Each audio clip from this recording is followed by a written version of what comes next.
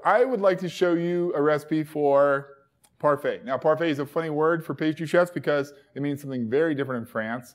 It's like kind of a frozen, creamy situation. In America, any kind of like stacked, layered cream, yogurt, maybe fruit, crunchy things. When it gets really sweet with cake, we tend to call it a trifle, like in England.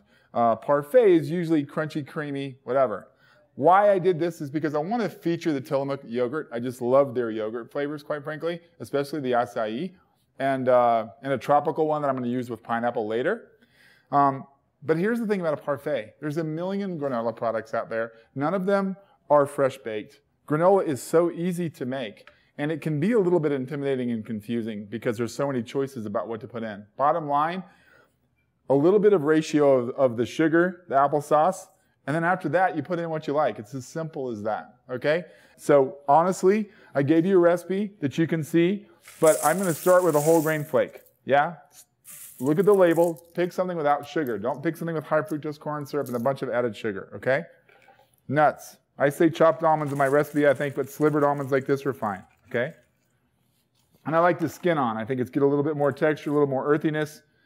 I don't know. Makes me feel healthy. The skin on, right? My trail mix.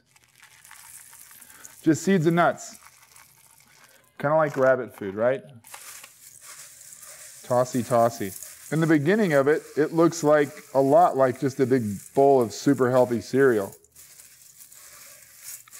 But then you have to come to where you bind it, right? Okay, some sesame seeds. Sesame seeds bring off this roasty oil when we put it in the oven. Now, what else I'm going to do, in lieu of the oil and sugar straight in here and letting it bake out, I'm going to make a little mixture on the stove. No oil, unsweetened applesauce, okay?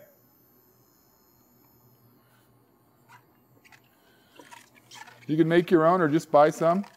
Everybody makes unsweetened and sweetened. This is a little bit of cinnamon, a little bit of salt, a little bit of ginger, and a little bit of brown sugar, okay? A lot of people put honey in granola. I think honey is an overwhelming flavor. You'll also see the really healthy granolas will use rice syrup. What I've chosen to do in place of the honey and the rice syrup is go with true organic blue agave nectar, yeah? It's a simple carbohydrate. It breaks down very simply in your system. It doesn't impart a strong flavor because I want to focus on the flavors that I have in this bowl. I'm really just looking for a binding agent. It's also far less sweet than table sugar, and you can smell this straight away as you heat it. You can smell the ginger, you can smell the cinnamon. Just get that to the point that it's melted. This has already come to a boil, so we're all done. If you just use the agave nectar, you could simply mix the spices and the agave nectar together and then pour this over here. I'm trying to avoid the obviously obnoxious additives like M&Ms and, you know, people will put sweetened coconut flake. That's such an over-processed product. This is really all about beautiful, delicious nuts and grains right now and seeds. Mixy, mixy, bakey, bakey.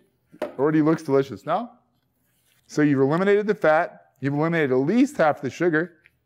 This is going to toast up beautifully. Let's go throw it in the oven. So our granola is out of the oven.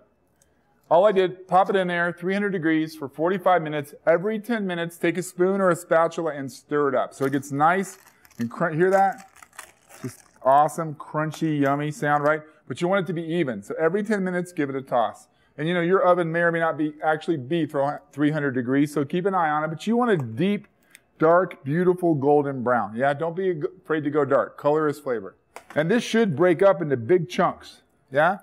That's that agave nectar and applesauce giving you the crunch and texture that you want. So much more crunchy than if you were to buy it. Yeah, come on, this is killer. This would be great on muffins. This is great on whatever you want to. So you could do straight up breakfast parfait, or you could make it a little bit of more of a dessert, maybe like a really healthy dessert, by putting like a frozen yogurt on top, which is what I'll do today just for fun. And I thought I would feature a couple of the less common yogurts that Tillamook makes. Obviously, they have the plain and the strawberry, and the ones that you can get all year round. These are some flavors that you can't get all year round, but that's the whole point for me. For example, when blueberries aren't available for me, maybe I use the blueberry acai. And if we're going down a healthy trail anyway, right, homemade granola, good yogurt, blueberry acai, lots of antioxidants, just a killer product to use. This one, I absolutely love. This is pomegranate blackberry. So what I like to do is use yogurt flavors that might augment berry or fruit flavors that I can't get in season. And then I'm going to use the blueberry acai layer on one part of my parfait. And I'm going to use the pomegranate and blackberry on another layer of my parfait. But you could just use plain. You could use vanilla. You could just use low fat and keep it simple if you wanted to. So let's start off with the granola on the bottom. If you don't put granola on the bottom, and this, oddly, when you put the yogurt, you put yogurt on top of it, it never gets as soggy with granola first, then yogurt. If you do it the other way, the granola sinks down into the yogurt and gets kind of mushy after a little while, not so yummy. So, blueberry acai. I know I'm kind of addicted to my piping bags, but that's how it is. So we'll just do granola, yogurt, granola, frozen yogurt. We'll review that. Can you tell which is which? Well, you will be able to tell when you eat it. Just make yourself a layer, yeah?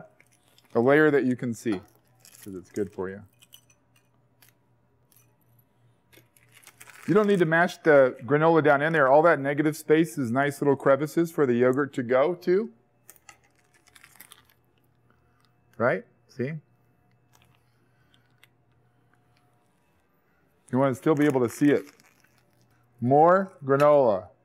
The chunkier and rockier, the better, right?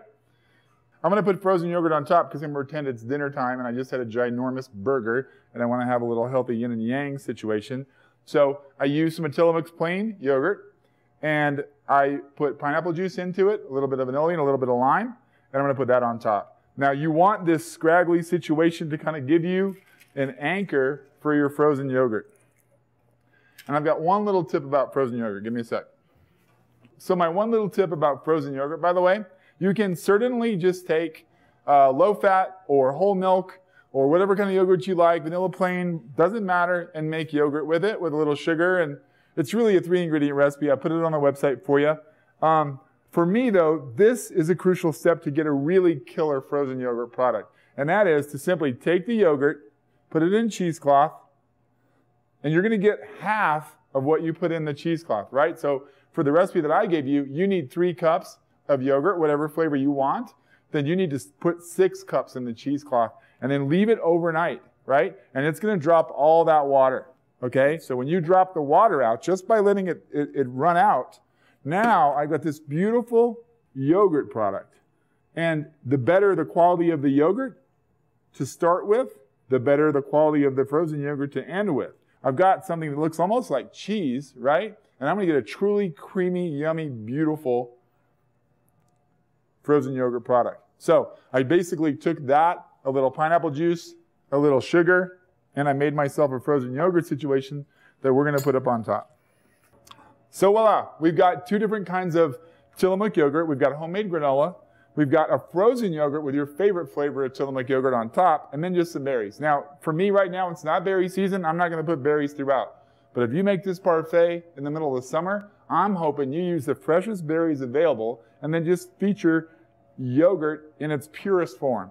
I'm in kind of a cool part of the year, so I'm kind of hearkening back to when I could have killer berries, and I got just enough to kind of give us a little taste of what could be great, yeah? But this is yummy, healthy, delicious, warm and cool, creamy, crunchy. So what you want. Thank you.